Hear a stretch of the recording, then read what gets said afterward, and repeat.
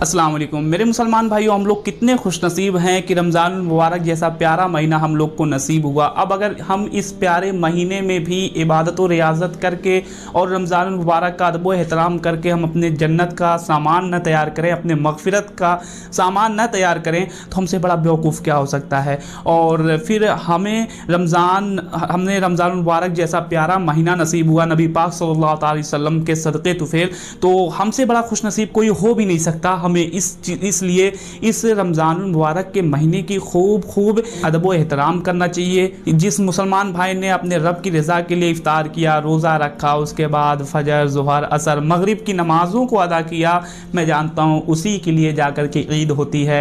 वरना और जिन्होंने आम दिनों की तरह गुजार दिया, बेहयाओं की तरह खाते रहे पीते रहे, तो उनके लिए ईद नहीं है, या फिर उनके लिए रमज़ान का आना भी कोई फ़ायदेमंद नहीं है। क्योंकि रमज़ान प्यारा और मुबारक और सवाब वाला महीना है, तो उनके लिए है जो रोज़ा रखे, नमाज पढ़े। और मैं जानता हूँ सबसे ज़्यादा डिफ़िकल्ट समय होता है, सबसे ज़्यादा मुसीबत वाला समय होता है, मतलब दिक्कत वाला समय होता है, वो मैं जानता हूँ फजर होता है।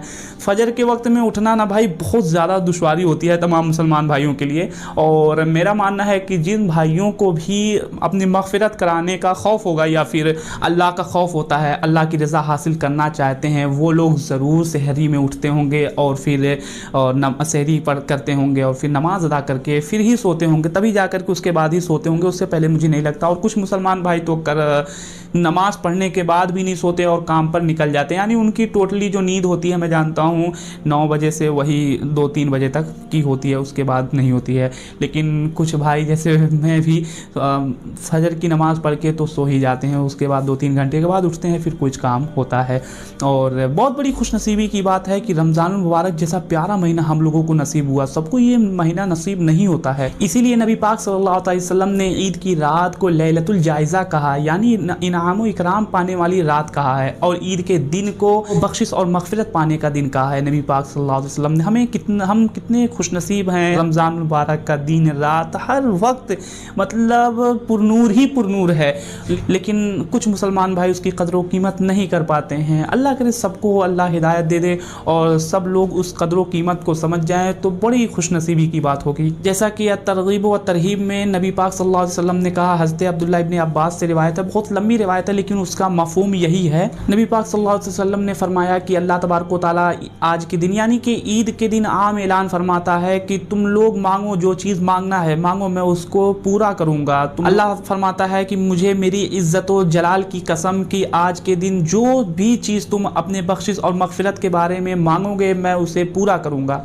और तुम जो भी दुनिया की भलाई मांगोगे मैं उसे पूरा करूँगा, उसे दूंगा। जब तक तुम मेरे हुक्म पर अमल करते रहोगे मैं तुम्हारे गलतियों को, तुम्हारी लग़्ज़िशों को, तुम्हारी तमाम ख़ताओं को बख्शता रहूँगा, माफ़ करता रहूँगा। अल्लाह तबारक व तआला कितना रहीम व करीम है कि अल्लाह कहता है कि अगर तुम सच्चे दिल से, अगर तमाम खूब गुनहगार हो, अगर सच्चे दिल से एक आंसू निकाल लो या फिर सच्चे दिल से तौबा कर लो, तो मैं तुम्हारे तमाम गुनाहों को बख्श दूंगा। और अल्लाह तबारक व तआला कहता है कि मैं तुम्हें ज़ालिमों के सामने रुसवा नहीं होने दूंगा, तुम्हें रुसवा नहीं करूँगा। और इस हाल में नमाज ईद से फारिग होकर अपने घर को लौटो कि तमाम गुनाहों से तुम बख्शिश पा चुके हो, तुमने अल्लाह को राज़ी किया, अल्लाह तुमसे राज़ी हो गया। और ये तमाम दिन और रात जो होते हैं, यानी रमज़ान शरीफ का और ईद सईद का जो दिन होता है, ये बहुत ही पुरनूर होता है। इसमें हम अगर सच्चे दिल से तौबा भी कर लें तो इंशाअल्लाह हमारे अल्लाह पिछले तमाम गुनाहों को बख्श देगा। लेकिन शर्त यह है कि हम सच्चे दिल से अल्लाह को राज़ी करने के लिए तौबा करें।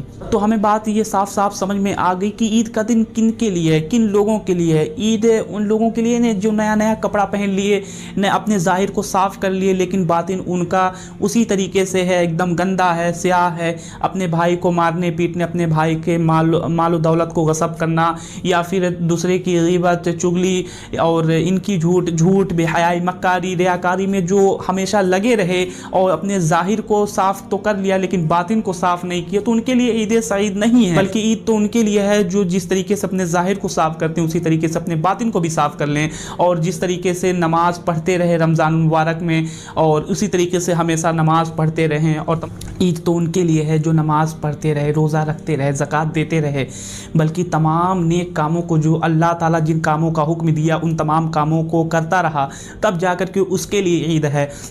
और हमें अफसोस होता है ऐसे मुसलमान भाइयों पर जो पूरा फोकस किए रहते हैं, पूरी तवज्जो किए रहते हैं अपने कपड़ों पर, चमकदार कपड़ों पर, कि हम कितना अच्छा पहन लें, कितना आलीशान पहन लें, लेकिन लोगों के बारे में कुछ नहीं सोचते हैं। हमें जितना अपने बारे में सोचना है उससे कई गुना हमें अपने बगल वालों को, अपने गाँव वालों के बारे में, इनके बारे में सोचना है। कि कोशिश करें, अगर अल्लाह ने हमें दिया है तो पूरी कोशिश करें कि अगर हमारे जिस्म पर कपड़ा है तो हम बगल वाले के जिस्म पर भी कपड़ा डाल दें।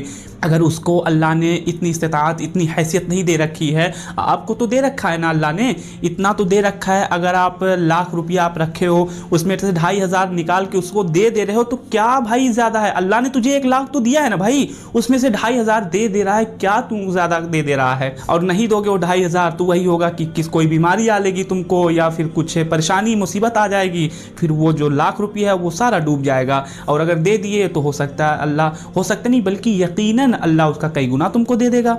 अल्लाह तबारक व तआला फरमाता है, कद अफलहा मन तज़क्का व ज़करा अस्मा रब्बिही फसल्ला। अल्लाह तबारक व तआला हमें इस आयत से ये बता रहा है कि कामयाबी का राज बता रहा है। कामयाबी का राज क्या है? कामयाबी का राज ये है कि हम अपना तज़किया नफ्स करें, अपने नफ्स को साफ़ सुथरा करें।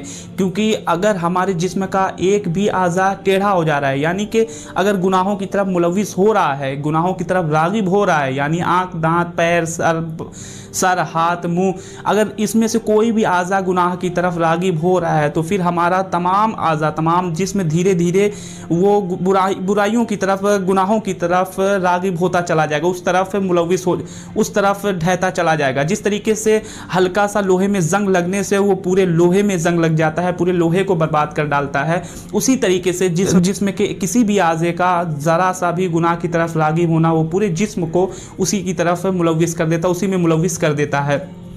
और सबसे ज़्यादा जिस्म का जो अहम हिस्सा होता है वो है दिल।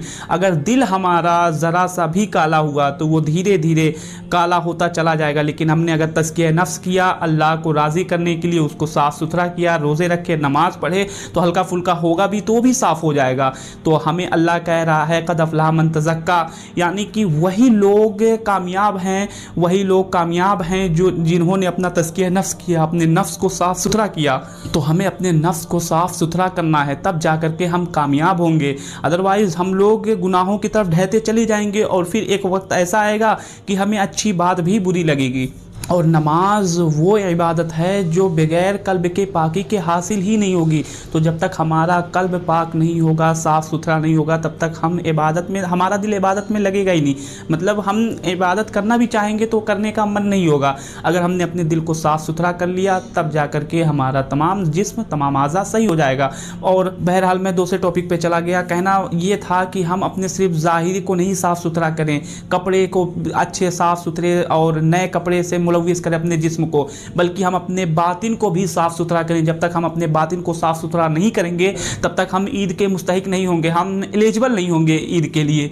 और अगर हमने साफ़ सुथरा कर लिया, दिल को पाक साफ़ सुथरा कर लिया, तो हम एलिजिबल हो जाएंगे ईद के लिए, और ईद हमारे लिए तब होगी। और अगर हमारा दिल साफ़ सुथरा नहीं है तो फिर हमारे लिए ईद नहीं है। पता चला हम नमाज रोज़ा नहीं पढ़े।